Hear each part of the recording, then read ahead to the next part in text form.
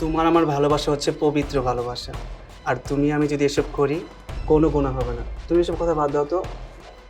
শ্রাবণ, আমার না অনেক ভয় লাগছে, বাদ দাও না, এসব করার দরকার নেই। আহা, চুপ থাকো তো, কোনো কথা বলো না আজকে। আজকে কোনো কথা বলবো না, আমি শুধু তোমাকে আদর করবো। আর ভয় কেন পাচ্ছ? আমি আছি না, কিচ্ছু হবে না। যদি কিছু হয়ে যায়? কিছু হবে না তো। আর যদি কিছু হয়েও যায়, এখন অনেক পদ্ধতি আছে, বুঝতে পেরেছো? মেডিসিন খেয়ে নেবে, শেষ। আর একবার করলে কিচ্ছু হয় না। আসো তো। শ্রাবণ, আমি কিন্তু তোমাকে অনেক বিশ্বাস করি, অনেক ভালোবাসি। তুমি সত্যি আমাকে বিয়ে করবে তো? হ্যাঁ, আমি সত্যিই তোমাকে বিয়ে করব। আমিও তোমাকে অনেক ভালোবাসি, বিশ্বাস করি। আর তুমি যেহেতু আমাকে বিশ্বাস করো, আমি তোমার বিশ্বাসের মর্যাদা রাখবো। তুমি কোনো চিন্তা করো না।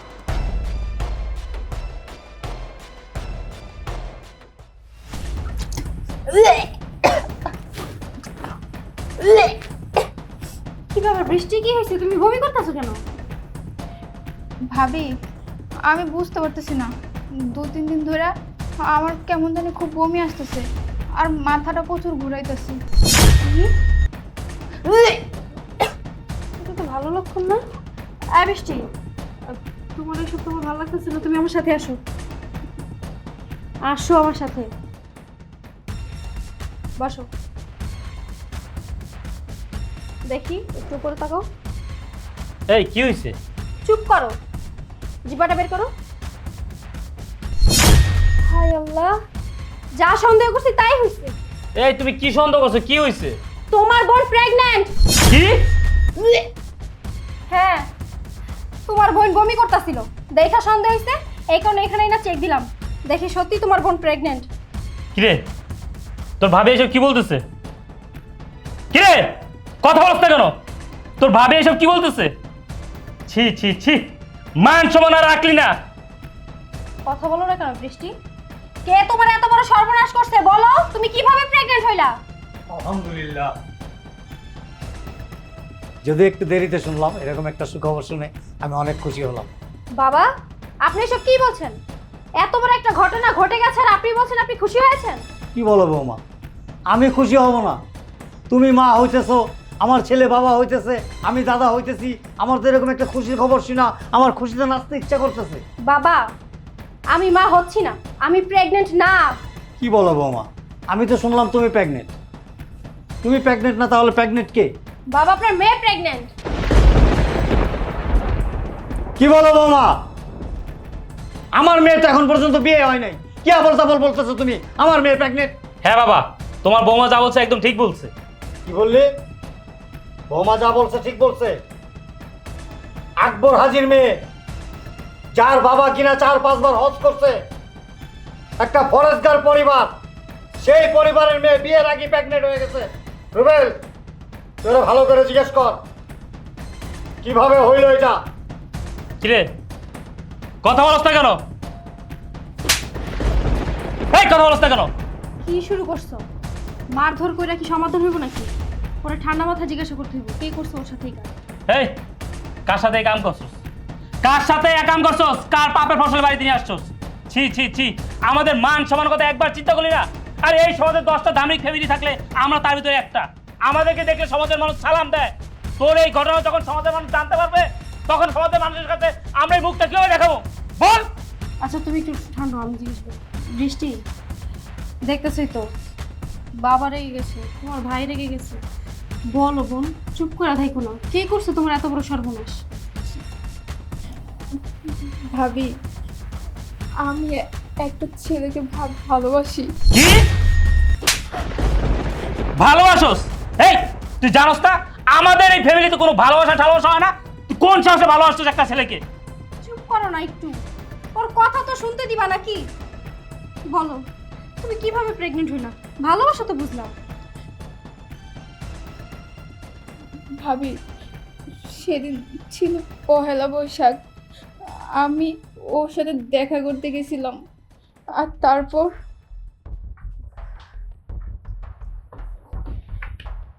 তুমি এখন আসলে? এখন আসার সময় হলো তোমার? আমি সেই কখন থেকে তোমার জন্য ওয়েট করছি। আরে বাবা, আমি কি চাইলে যখন তখন বাসা থেকে বের হতে পারবো? তুমি জানো না আমার বাসা সম্পর্কে? আসার সময় কত কি ম্যানেজ করে আসতে হয়। আসছো তো আসছো, আজকে পহেলা বৈশাখের দিন, এরকম বোরকা হিজাব পরে কেন আসছো? তো বোরকা হিজাব পরে আসবো না তো কি করব? তুমি জানো না আমার বাবা আমার ভাই তারা কতটা ধার্মিক, আমাদের ফ্যামিলি কতটা ধার্মিক। তো বোরকা হিজাব ছাড়া কি তারা আমাকে বাসা থেকে বের হতে দিবে? তাই বলে আজকে পহেলা বৈশাখের দিন তুমি এরকম বোরকা হিজাব পরে আসবে? আমি পাঞ্জাবি পরে আসছি। কোথায় ভাবলাম তোমাকে নিয়ে পহেলা বৈশাখের সময় রমনা পার্কে ঘুরবো, তা না তুমি বোরকা হিজাব পরে আসছো। আমি তো ভাবছি তুমি শাড়ি পরে আসবে। শাড়ি পরে না আসলেও আমি জামা কাপড় ঠিকই পরে আসছি। এখন বোরকা খুলে ফেললেই হবে। কি বলছো? খোলো। দাঁড়াও।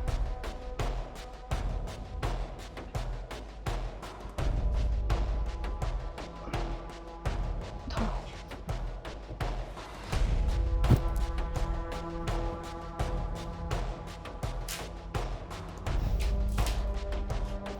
না, এখন ঠিক আছে।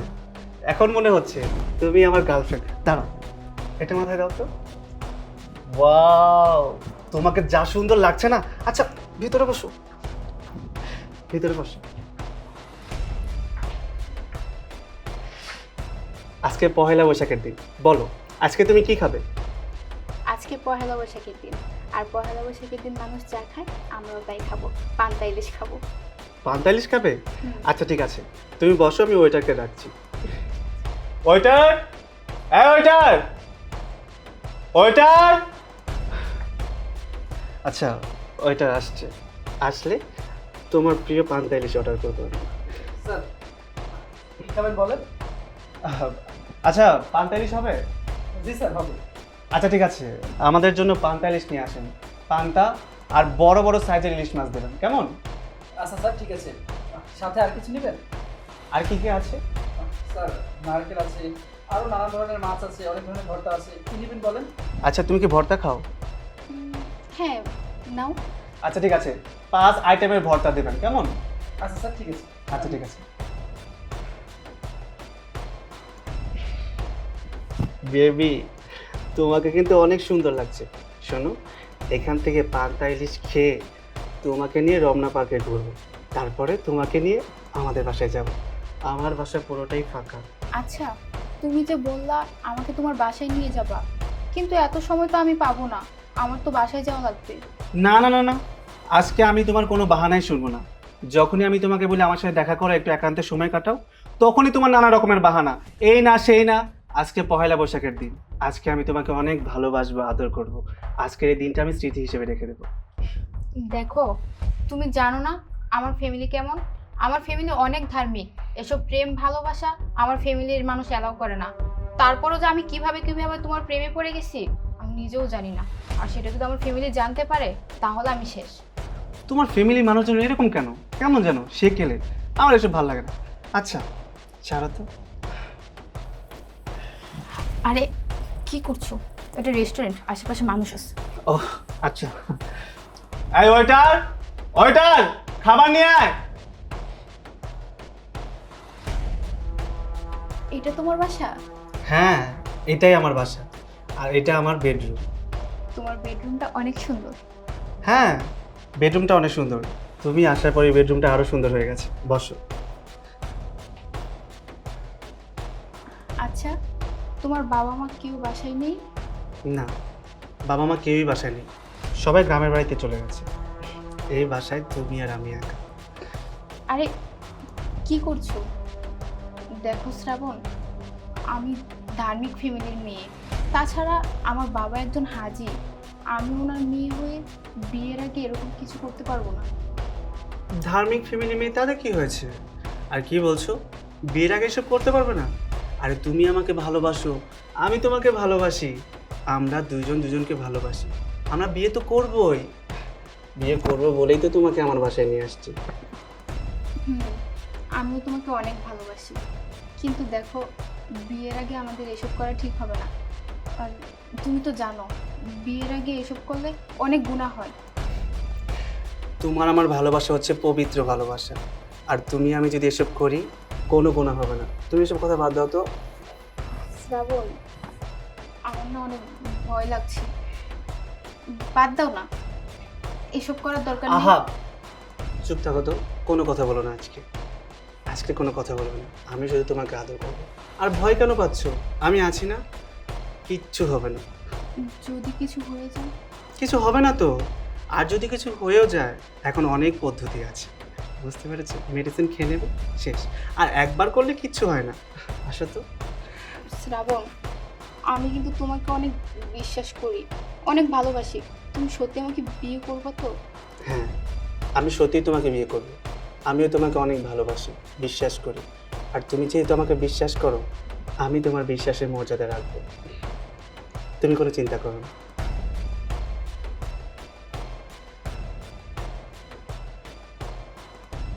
ছি ছি বৃষ্টি, তুমি একজন হাজি বংশের মেয়ে হইয়া এরকম একটা কাজ করতে তোমার লজ্জা করলো না? ভালো হয়েছে, অনেক ভালো হয়েছে। এখন রাস্তা দিয়ে হাইটা যাব, মানুষজন বলবে ওই যে হাজি সাহেব যাচ্ছে, যার মেয়ে বিয়ে ছাড়াই প্রেগনেন্ট হয়ে গেছে। আহ, মানুষ বলবে আর তুতু মারবে আমাকে। বাবা, যা হবার তো হয়েই গেছে। আমি বলি কি, ঘরের কথা মানুষজন জানাজানি হওয়ার আগে যে ছেলে ওরা এত বড় সর্বনাশ করছে, ওই ছেলেকে ফোন দিয়া বলেন আমাদের বাড়িতে আসতে আর ওদের বিয়ে ঠিক করেন। এই ছেলের ফোন দে, ফোন দিয়ে বাড়িতে আসতে বল। ফোন দে।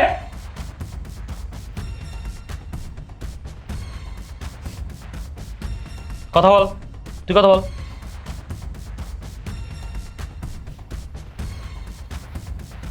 হ্যালো শ্রাবণ, কোথায় তুমি? শোনো, আমি প্রেগনেন্ট।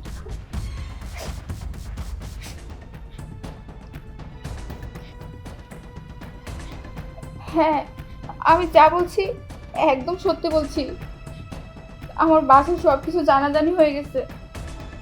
তুমি এখনই আমার বাসায় চলে আসো, আমার বাসায় আসো। তারপর আমার বাবা আমার ভাই মিলে বিয়ের ব্যবস্থা করবে।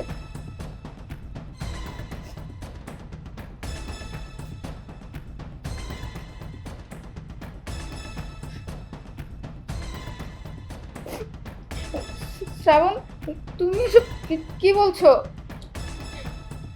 শ্রাবণ শোনো, হ্যালো। কি বললো?